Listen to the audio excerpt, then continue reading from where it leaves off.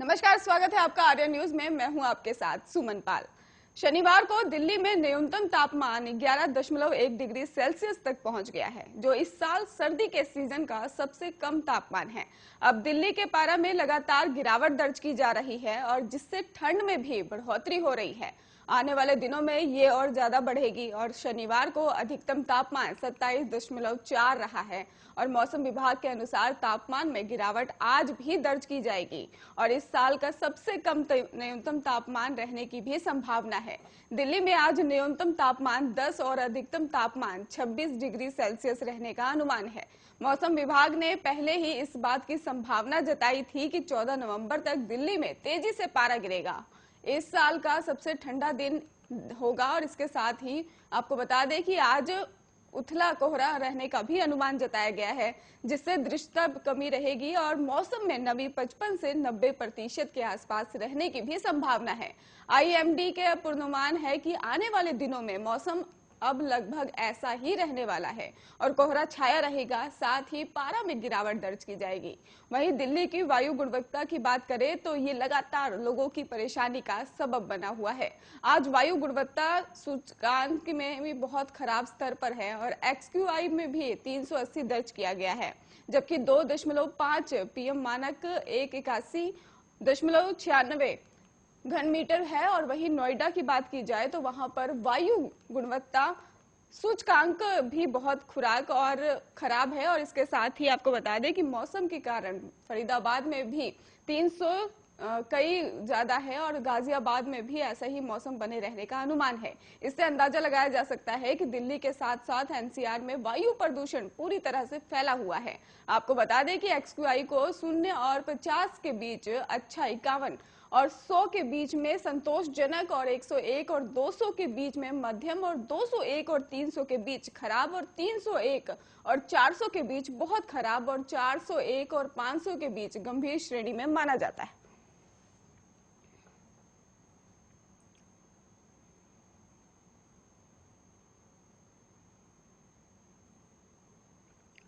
मणिपुर में सेना के जवानों पर उग्रवादी हमले के खिलाफ देश भर में गुस्सा है। इस हमले में असम राइफल्स के कमांडिंग ऑफिसर मेजर विप्लव त्रिपाठी समेत 5 जवान शहीद हो गए हैं और यही नहीं, उग्रवादियों ने मेजर विप्लव के साथ ही मौजूद उनकी पत्नी और 8 साल के मासूम बेटे को भी गोलियों से छलनी कर दिया है। इस हमले की जिम्मेदारी उग्रवादी संगठन पीपुल्स लिबरेशन आर्मी और मणिपुर नागा पीपुल्स फ्रंट ने ही ली है। म्यांमार से सटे मणिपुर में भी चुराचांदपुर जिले में आपको बता दें कि 46 असम राइफल्स के कमांडिंग ऑफिसर कर्नल विप्लव त्रिपाठी के काफिले पर उस वक्त घात लगाकर हमला किया गया है जब ये परिवार के साथ बटालियन हेडक्वार्टर लौट रहे थे। उग्रवादियों ने पहले आईईडी ब्लास्ट किया और फिर काफिले में चल रही गाड़ियों पर अंधाधुंध फायरिंग कर दी।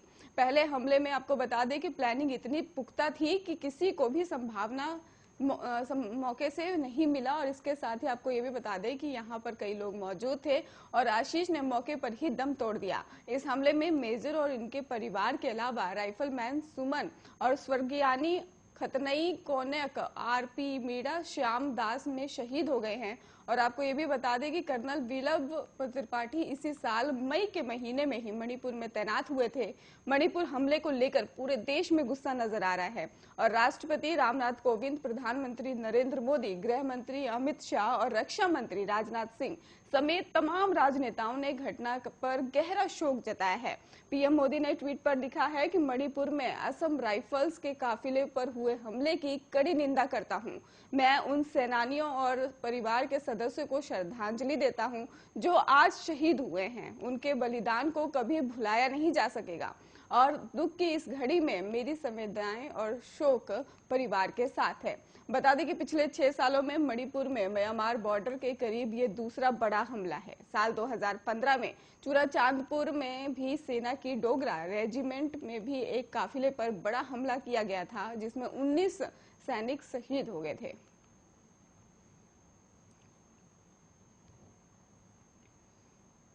गढ़चिरौली के जंगलों में पुलिस और नक्सलियों के बीच हुए मुठभेड़ में महाराष्ट्र पुलिस को बड़ी कामयाबी हासिल हुई है। इस मुठभेड़ में महाराष्ट्र पुलिस की C-60 यूनिट ने ही 26 नक्सलियों को ढेर कर दिया है। मुठभेड़ में पुलिस के 4 जवान भी घायल बताए जा रहे हैं। इलाके में सर्च ऑपरेशन जारी है। बड़ी मात्रा में नक्सल सामग्री भी बरामद हुई है। सूत्रों का कहना है कि इलाके का मुआयना किया जा रहा है और कई और नक्सलियों के मारे जाने की उम्मीद है।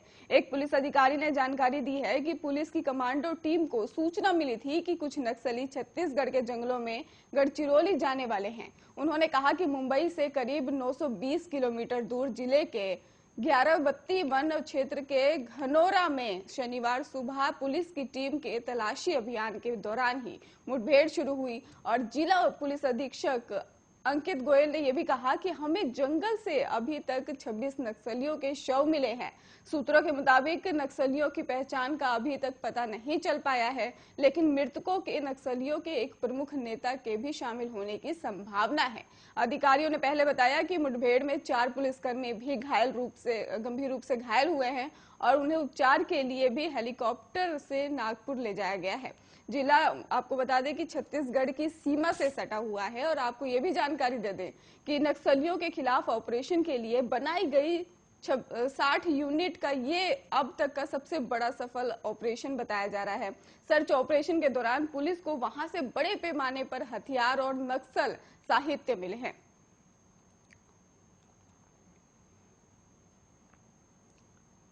महाराष्ट्र के अमरावती में बंद के दौरान हिंसा की ताजा घटनाओं के बाद शनिवार को कर्फ्यू लगा दिया गया है और इंटरनेट सेवाएं बंद कर दी गई हैं। पुलिस के एक वरिष्ठ अधिकारी ने जानकारी दी है कि पुलिस ने बताया कि भारतीय जनता पार्टी की ओर से कथित तौर पर बुलाए गए बंद के दौरान शनिवार सुबह उग्र भीड़ ने दुकानों पर पथराव कर दिया और चित्रा के ही हुई सांप्रदायिक घटना के विरोध में अमरावती में मुस्लिम संगठनों द्वारा शुक्रवार को ही आयोजित रैली के दौरान हुए पथराव के विरोध में शनिवार को बंद का आह्वान किया गया था। शहर की पुलिस आयुक्त आरती सिंह ने कहा कि इंटरनेट सेवाएं जो है 3 दिन तक निलंबित रहेंगी और जिससे कि हिंसा भड़काने वाली अफवाहों को फैलाने से रोका जा सके। शनिवार सुबह अमरावती में सैकड़ों लोग राजकमल चौक क्षेत्र में निकल आए और आपको बता दें कि उनमें से कई के हाथ में भगवा झंडे थे। पुलिस अधिकारी ने बताया कि भीड़ में मौजूद कुछ लोगों ने राजकमल चौक पर ही अन्य जगहों पर पथराव किया, जिसके बाद स्थिति को नियंत्रण में लाने के लिए पुलिस को लाठीचार्ज करना पड़ा। शुक्रवार और शनिवार को पथराव की घटनाएं होने के बाद किसी अप्रिय घटना को टालने के लिए अतिरिक्त पुलिस आयुक्त संदीप पाटिल ने दंड जो प्रक्रिया है उसकी संहिता की धारा 144 के तहत शहर में कर्फ्यू लगा दिया।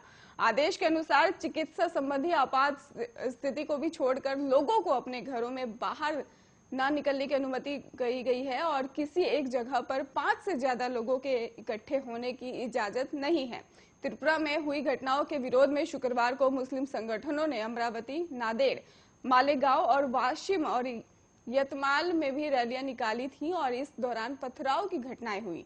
शुक्रवार को हुई घटनाओं के संबंध में पुलिस ने अब तक 20 लोगों को गिरफ्तार किया है और 4 अन्य को हिरासत में लिया गया है। अधिकारियों ने बताया कि शुक्रवार को 8000 से ज्यादा लोग ज्ञापन सौंपने के अमरावती के जिलाधिकारी कार्यालय के बाहर जमा हुए थे, जिसमें अल्पसंख्यक समुदाय के खिलाफ कथित ज्यादती को रोकने की भी मांग की गई थी। अधिकारियों ने कहा कि ज्ञापन सौंपकर जब वो निकल रहे थे तो कोतवाली थाना क्षेत्र के अंतर्गत चित्रा चौक और कपास बाजार के बीच में ही 3 स्थान पर पथराव हुआ। इस बीच विपक्षी दल बीजेपी पर निशाना साधते हुए शिवसेना सांसद संजय राउत ने शनिवार को कहा कि अमरावती और अन्य स्थानों पर हुई हिंसा का उद्देश्य राज्य की महाविकास अघाड़ी सरकार को अस्थिर करने का है। राउत ने औरंगाबाद में पत्रकारों से कहा कि राज्य सरकार गिरने वाली नहीं है और हिंसा फैलाने वालों के असली चेहरे जल्द बेनकाब होंगे।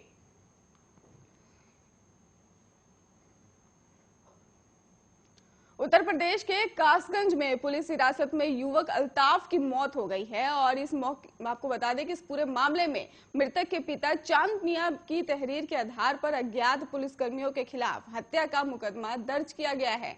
मामले की विवेचना कोतवाली के निरीक्षक रमेश भारद्वाज को सौंपी गई है। तहरीर में अल्ताफ के पिता ने लिखा है कि 8 नवंबर की रात कोतवाली पुलिस उनके घर पहुंची और अल्ताफ से पूछताछ का हवाला देकर कोतवाली ले गई। कोतवाली में अज्ञात पुलिसकर्मियों ने बेटे के साथ जमकर मारपीट की और उसे मार डाला। वहीं राष्ट्रीय अल्पसंख्यक आयोग ने युवक के मौत के मामले में राज्य प्रशासन से 15 दिनों के भीतर रिपोर्ट तलब की है। अल्पसंख्यक आयोग के अध्यक्ष इकबाल सिंह लालपुरा ने मीडिया को बताया कि उत्तर प्रदेश के पुलिस महानिर्देशक और मुख्य सचिव को पत्र भेजकर रिपोर्ट तलब की गई है। उन्होंने कहा कि मीडिया में आई खबर पर संज्ञान लेते हुए हमने डीजीपी और मुख्य सचिव को पत्र लिखा। 15 दिनों के भीतर रिपोर्ट मांगी गई। गौरतलब है कि कासगंज में अल्ताफ नामक युवक की पुलिस हिरासत में संदिग्ध परिस्थितियों में मौत हो गई और पुलिस का यह भी कहना है कि इस युवक ने खुदकुशी की है। मृतक के परिजनों का आरोप है कि पुलिस द्वारा बेरहमी से पीटे जाने की वजह से उसकी मौत हुई है और इस मामले में लापरवाही बरतने के आरोप में 5 पुलिसकर्मियों को निलंबित कर दिया गया है। वहीं अल्पसंख्यक आयोग ने चिपुरा में ही पिछले दिनों ही हुई हिंसा के मामले पर सवंत संज्ञान लेते हुए ही राज्य के मुख्य सचिव से 1 सप्ताह के भीतर रिपोर्ट मांगी है। आयोग ने मुख्य सचिव को 8 नवंबर को पत्र लिखा था। आयोग ने चिपुरा में ही प्रशासन के सवाल किया था कि हिंसा में कितने लोग शामिल थे, कितने लोगों को गिरफ्तार किया गया, किन धाराओं के खिलाफ मामला जो है वो दर्ज किया गया है और आगे ऐसी घटनाओं को रोकने के लिए क्या कदम उठाए जा रहे हैं।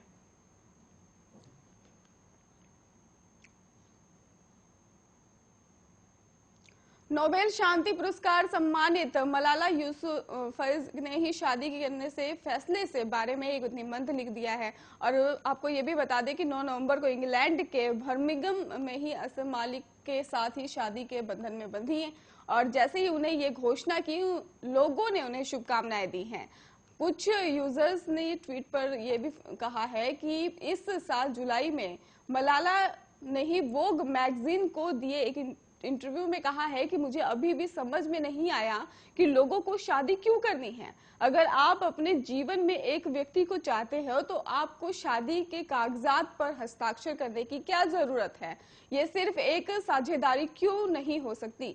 और उन्होंने ये भी कहा कि जब मलाला की शादी हो गई है तो कुछ यूजर्स ने ऑनलाइन उसके इस फैसले पर सवाल शुरू कर दिए हैं। इन दावों की प्रक्रिया के रूप में और सामान्य रूप में अपनी शादी के बारे में बात करने के लिए भी मलाला ने 11 नवंबर को वोग के लिए निबंध लिखा है और जिसका शीर्षक था I front a best friend companion Malala की wedding in here on words. शादी ना करने के बारे में अपने खुद के उदाहरण से शुरू करते हुए उन्होंने पहले बताया कि कैसे वो प्रतिक्रियावादी के आधे मन से दिया गया था और मलाला ने ये भी कहा कि मैं शादी के खिलाफ नहीं थी, लेकिन मैं इसके अभ्यास के बारे में सतर्क थी। मैंने संस्था की जड़ों पर सवाल उठाया, शादी के बाद महिलाएं जो समझौता करने की उम्मीद की जाती है और कैसे रिश्तों के बारे में कानून, सांस्कृतिक मानदंडों और कई में कुप्रथा से लगते हैं। राष्ट्रपति भवन में Olympic gold medallist Neeraj Chopra, Paralympic स्वर्ण पदक विजेता सुमित अंकित और महिला क्रिकेटर मिताली राज सहित 9 अन्य खिलाड़ियों ने शनिवार को देश के सर्वोच्च खेल सम्मान मेजर ध्यानचंद खेल रत्न पुरस्कार से सम्मानित किया गया है और इस कार्यक्रम में 35 एथलीट को पुरस्कार अर्जुन पुरस्कार से नवाजा भी गया है। आपको बता दें कि ओलंपिक में स्वर्ण पदक जीतने वाले चोपड़ा और पैरालंपिक हीरो को राष्ट्रपति रामनाथ कोविंद, कई मंत्रियों और गणमान्य व्यक्तियों की उपस्थिति में खेल रत्न पुरस्कार दिया गया है और इस साल पुरस्कार के लिए बड़ी संख्या में नाम दिए गए हैं, जिन पर इस महीने की शुरुआत में ही कई पुरस्कार दिए गए हैं। आपको बता दें कि नीरज चोपड़ा, रवि दहिया और लवलीना और PR अवनी लेखारा, भगत कृष्णा नगर, मनीष नरवाल, मिताली राज और सुनील को और मनप्रीत सिंह टोक्यो 2020 पैरालंपिक स्वर्ण पदक विजेता कृष्णा नागर पुरस्कार समारोह में शामिल नहीं हुए क्योंकि ऐसी बातें सामने आ रही थी कि उनकी मां का शुक्रवार को निधन हो गया, इसलिए वो इस समारोह में शामिल नहीं हो सके। और इस समारोह में टोक्यो 2020 ओलंपिक में 41 साल बाद भारत को ऐतिहासिक कांस्य पदक दिलाने वाली पुरुष हॉकी टीम के सभी सदस्यों को अर्जुन पुरस्कार से नवाजा गया। श्रेयस और मनप्रीत को इस साल ये अवार्ड नहीं मिला क्योंकि ये दोनों खिलाड़ी पहले ही इसे प्राप्त कर चुके हैं। अर्जुन पुरस्कार लेने वाले एथलीटों में भी अर्पित दर जो है वो भी है और सिमरनजीत कौर है, शिखर धवन है, भवानी देवी, मोनिका देवी, वंदना कटारिया, संदीप नरवाल, हिमानी उत्तम पर्व और अभिषेक वर्मा, अंकित रैना, दीपक पुनिया और दिलप्रीत सिंह, हरमनप्रीत सिंह और रुपिंदर पाल सिंह, सुरेश कुमार, अमित, नीलकांत शर्मा, हार्दिक सिंह, विवेक सागर प्रसाद और कई लोग इसमें शामिल हैं, जिसमें कई नाम भी शामिल आपको बता दिए हमने। और इसमें और भी कई लोगों के नाम इसमें शामिल हैं, जैसे कि भावना पटेल, हरविंदर सिंह और शरद कुमार शामिल हैं। खबरों का सिलसिला लगातार जारी है, आप जुड़े रहिए आर्या न्यूज के साथ।